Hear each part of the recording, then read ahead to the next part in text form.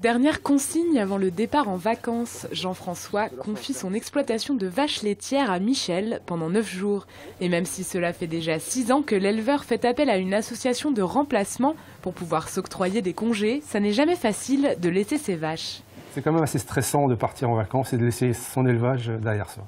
Je me souviens qu'au début, quand je partais, je laissais des post-it partout. Il y avait des post-it dans le tracteur et des post-it partout. Ils viennent, on va dire, 2-3 fois dans l'année pour faire des remplacements. Michel est déjà venu plusieurs fois, donc je suis très serein. Mon premier travail, ça a été service de remplacement de Crozon. C'était dans une ferme de Hanvec. Voilà. C'était les tout débuts, dans les années 90, je crois, les services de remplacement. Je connais leurs contraintes. Je sais que c'est pas facile. Michel connaît déjà l'exploitation et il est remplaçant depuis 3 ans. Il change de lieu de travail au gré des congés maladie ou des vacances des éleveurs.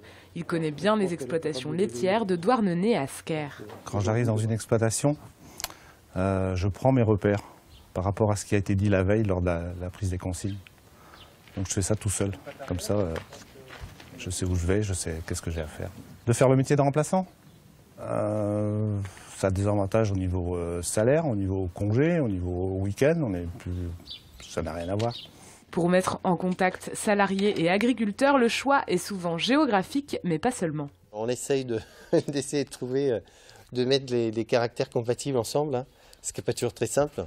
On a une grosse activité sur le Nord Finistère, et puis après on suit toute la bande littorale, avec un peu moins de présence sur le centre. Au total, l'association compte une centaine de permanents employés en contrat à durée indéterminée comme Michel et quelques 700 familles d'éleveurs font appel à leurs services dans le département. Le chiffre a d'ailleurs doublé en 10 ans. Michel, lui, reprend déjà ses marques. Quant à la famille Griffon, elle n'a plus qu'à boucler ses valises.